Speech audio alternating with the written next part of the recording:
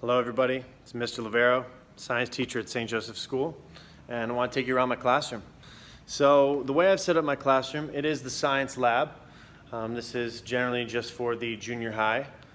I teach 5th through 8th grade here, and the tables are set up in such a way that it makes it easy to work together as groups and to have samples on top of desks and whatnot. And what I've done during the COVID situation is I've actually set up each table to be something different for each classroom. So I'll take you to 5th grade first.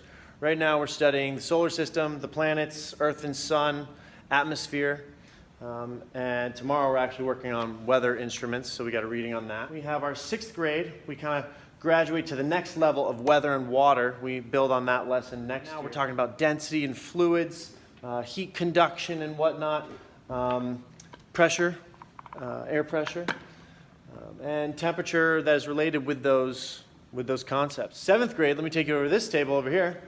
Got this, I use this almost every day for some example of some sort, but this is a halite sample. It's rock salt. Tastes good, but please don't eat the science materials in my class. We're going over plate tectonics right now, igneous rocks, and we actually have a socially distanced lab set up for tomorrow and today that will be where the kids can come and sanitize, get a hand lens, check out the samples, and then I'll switch the samples out, and they can actually get their hands on some rocks and feel what they're like. And all of these rocks actually came out of volcanoes, every single one of these. And I'm pretty lucky to have quite a bit of really, really cool items. I have all these minerals out right now.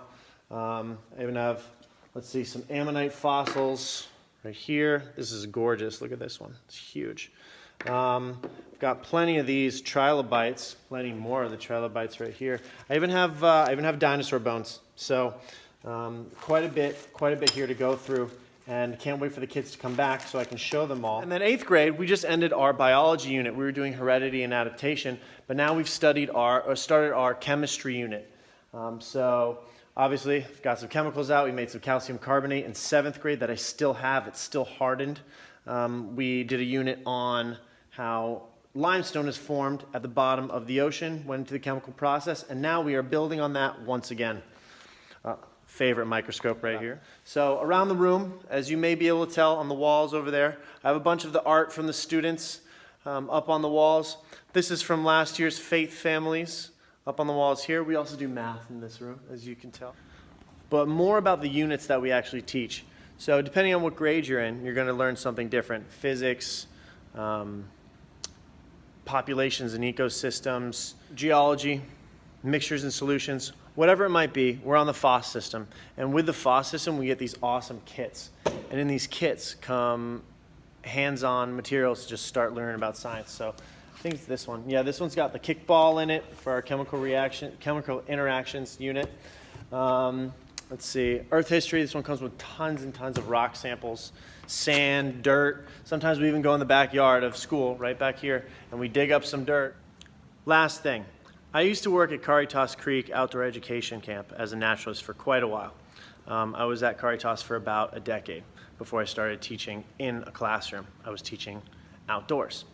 And one thing that we did there was biology, animal behavior, ecosystems, things of that nature. And I realized I really, really enjoyed biology and animals.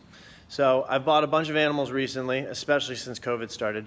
I'm keeping them all at home right now. Normally in a regular year, we'd have at least one fish tank here with a bunch of cool stuff living in it. Right now we have one empty critter cage that's just waiting for somebody to move in. But the rest of it's at home. So if you want to see that, check this out. So this is my giant vinegaroon named Caligula. It doesn't seem to want to get off my hand, so we'll try it one more time. So this is my hornworm pupa. It used to be a cute little green caterpillar. Now it's going to be a moth very soon. And if you touch him like that, he moves a little bit. Hold on. There we go. Go home. Then I have a couple tailless whip spiders right here. One of them seems to be eating a cricket that it caught. So she's going to go back in the dark. She can't see very well. And this is Ganondorf, the curly-haired tarantula, who I'm not going to bring out right now because I don't want to bother him. And then, ooh, look at that. Got a little action in here. It's one of my little beetles. Can you see? Let's see if we can get the sun on them. See the beetles? These little wormy guys, these mealworms, turn into these beetles. They're little dorks. And then in here we have a couple crickets, but that's food for them later. And I don't have only creepy crawly guys. I have a hamster that's sleeping right up here. That's Hamtaro. Here's one of my fish, along with a bunch of snails and aquatic plants. Say hi, Toby. This is Honey, the cat. As you can see, we have a zoo here.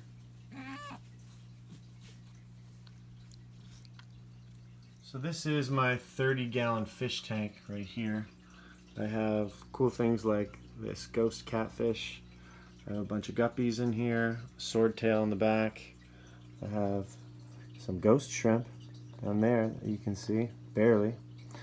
A few goldfish, some zebra loaches, and a bunch of aquatic plants.